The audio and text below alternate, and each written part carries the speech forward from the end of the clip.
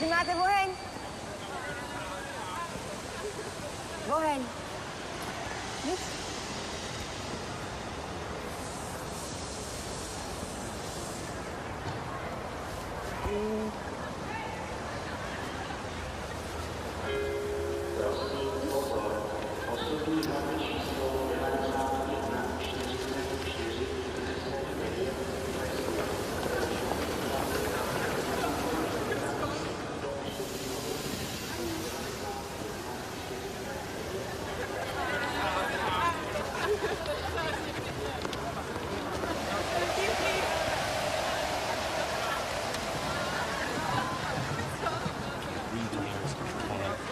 Now I got these college kids like a discotheque. Listen.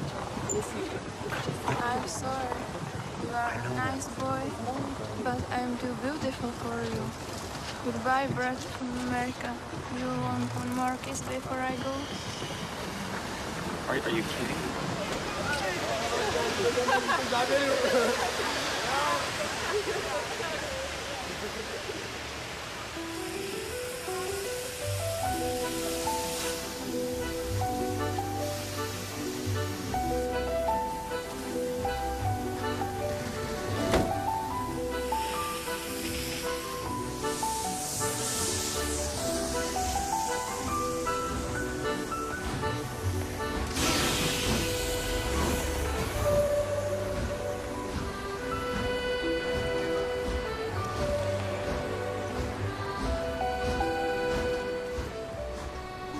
I'm here tonight to tell you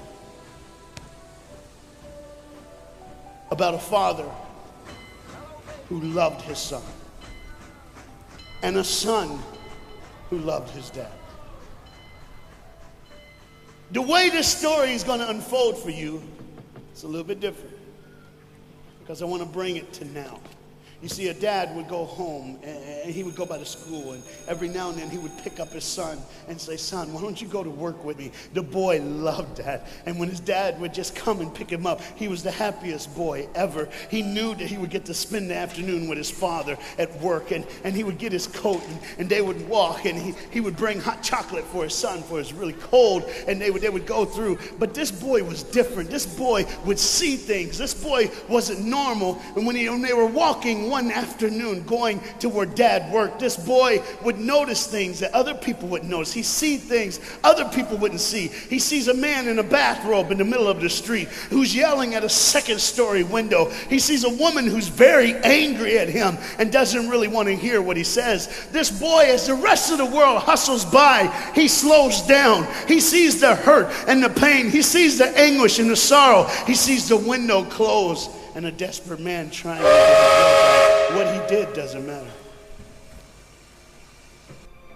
That he hurting is all that matters. And this boy would see these things. His father rushes and gets him by the hand and says, "Let's go. We'll be late." He would stop and look one more time. Can I stop his pain? Can I stop her hurt?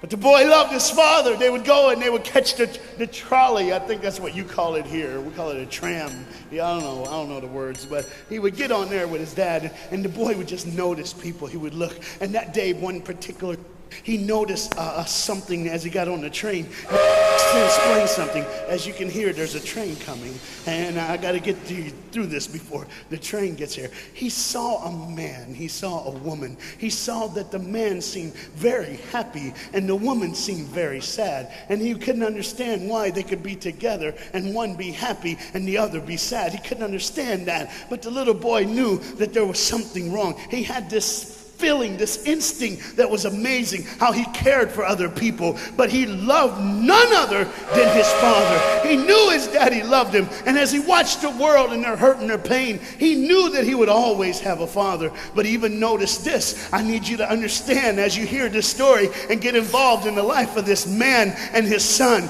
I need you to notice that there's no mom. As they walked through the woods, the boy would say to his father, Dad, what will I do when I grow up?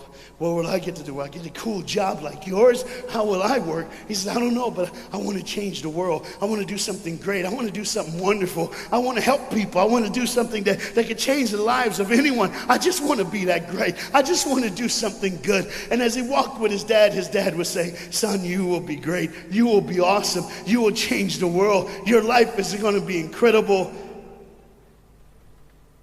But there was a train coming. There's always a train coming. The train is called life. We're all on the train of life, just riding. Whether we realize the truth or not, whether we realize what's happening or not, we're all on that same train tonight. Only God has saw it fit for us to be in the same room, in the same car, for such a time as this. When they get to the edge of the train track, he could see where his father worked. You see the bridge? That's what his dad did. You see, the bridge was very, very important. Boats needed to come to the harbor to get off their goods so they could make money. But trains were coming with people going from one town to the next. Not many cars in Europe, so they couldn't use a lot of that. So many people, not enough roads, so everybody used that train to get from the town to town to get to work and to get home. And one day the train was coming by. What you have to understand is that boy loved going to work with his dad. He would stay right by the river's edge, and he would do what he loved to do the most. Let me explain that. He loved to fish. Anybody like to fish here? Oh, all the guys go, The dad looks at his boy and he says, son, now remember the rules. You got to stay right here because I can see you from the window right here. Don't get out of the sight of this window because you got to stay there so I know you're safe. Catch you something good to eat. But as you can hear, the train's coming. The father's job was cool. If I wasn't a preacher, I wouldn't mind doing that. Get to work. Get grease on you. Even if you didn't have to, you just squirt it on you like you feel like you did something. That's what I would do. There was a boat coming in the harbor. Timing is very essential. I'll go ahead and give you the key. The key is this. There's always a light. Everybody say light. Say it again. One more time. There's a light that the train conductor needs to see. If that light is green, he can go. If it's red, he must stop. You see, God has given us road signs in our life that we must read. Lines that tell us to go and lines that tell us to stop. Whether we read those and believe them or not is up to us. That's why some of you have fallen and you cannot get up. But tonight, that's why I'm here.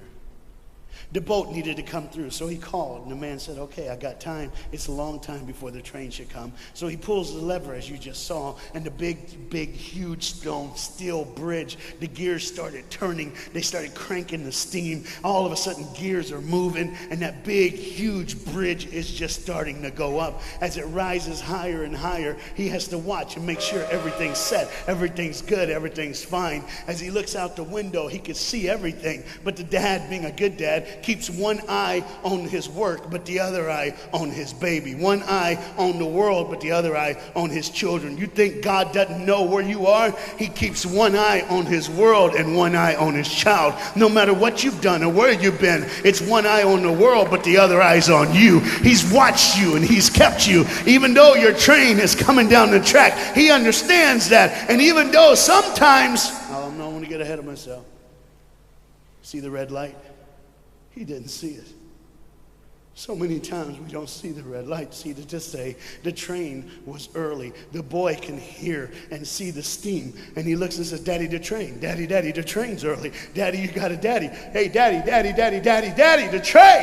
Daddy, the train's coming. But the dad was looking at the gears, making sure he had enough oil, making sure there was enough steam to get the bridge back down for the train. And the boy knew one thing. Now listen, the boy knew that his dad one time showed him where the trigger was. It was a red lever. If he pulls it the train bridge would collapse down fast and the train would be able to come across. All the boy knew was there were people on that train. There were people that needed to be saved. There were people that had, some of them just with their friends having a good time, like everything's fine. They did not know that the bridge was up. They did not know what was coming. They're just living their life like you and me, just going down the road, just being our own thing, doing our own thing. And the dad all of a sudden hears the train coming. He looks and then he said, oh, my son. He looks out and his boy's gone. He's like, oh my God, where's my son? Where's my son? He got to figure out. He looks back just in time to see his son trying to save the day.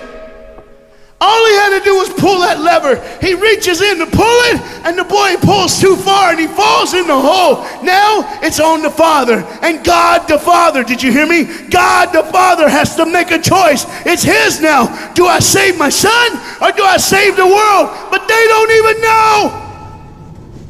They don't even know. The greatest decision of his life. He could blame it on them not seeing the red light. He could blame it doesn't matter anymore. Pull the lever, save the world. Leave it up, save your son. For God so loved the world that he gave his only son.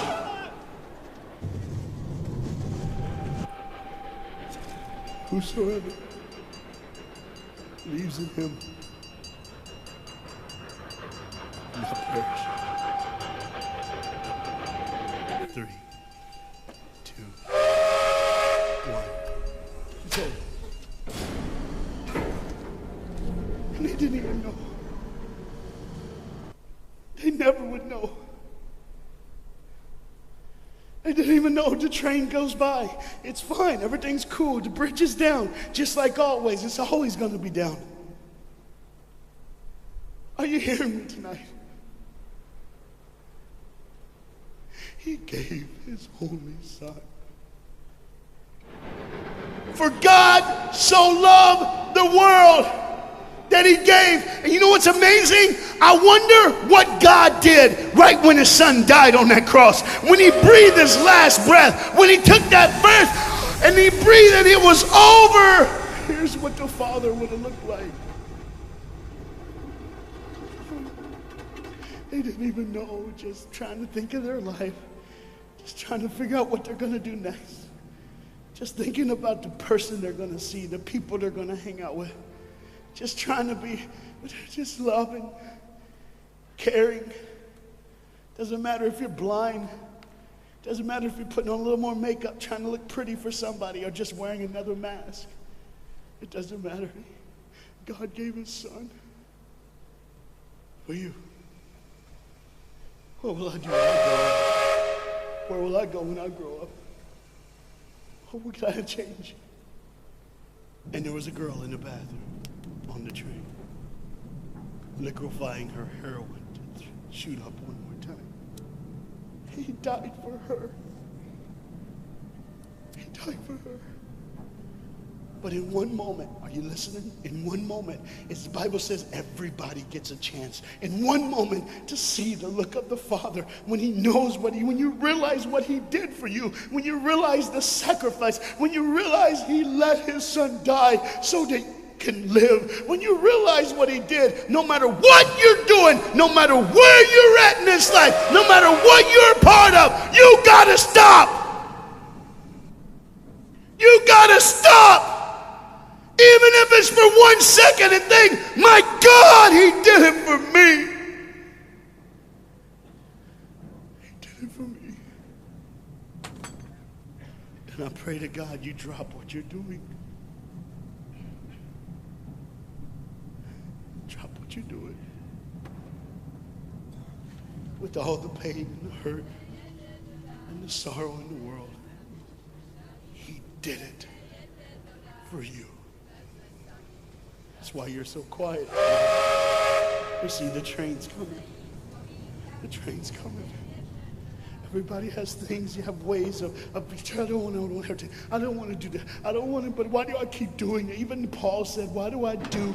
My flesh tells me, and I do what I know is wrong, and I don't do what I know is right. You got to understand tonight, the fight is on, and we can win. We become more than conquerors through Jesus Christ. And I'm not preaching just for me. I'm preaching on behalf of you. But what you got to understand is there had to be a moment in those 3 days when Jesus died on a Friday and rose again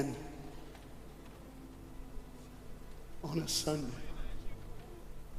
There had to be this moment. Go ahead, look at the screen. When it was just God and his baby and his son.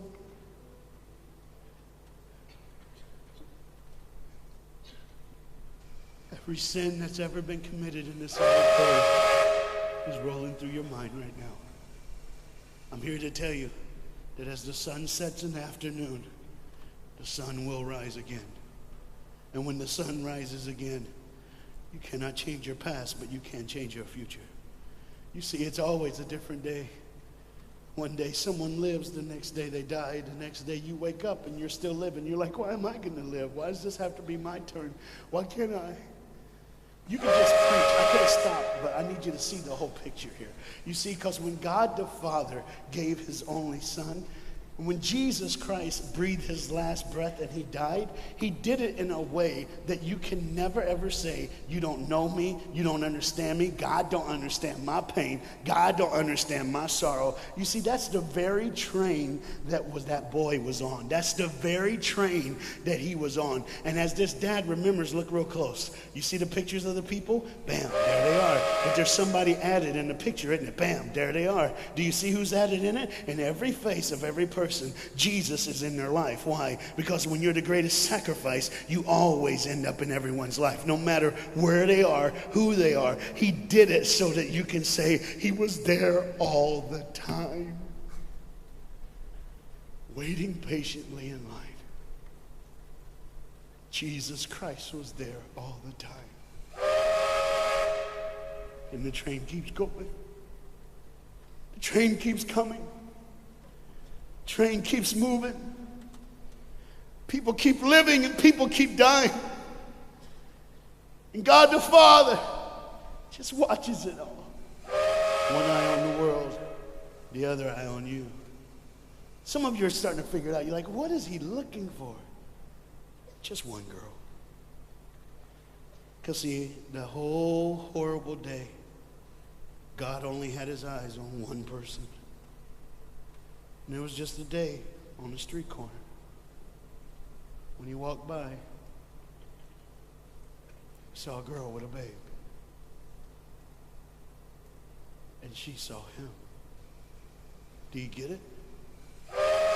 Old things are passed away. Behold, all things become new. He did it so that we can live. No matter what the sin, no matter what the pain, no matter what the sorrow, the sacrifice was perfect. It was perfect. And it was for you. And God the Father watches it all unfold.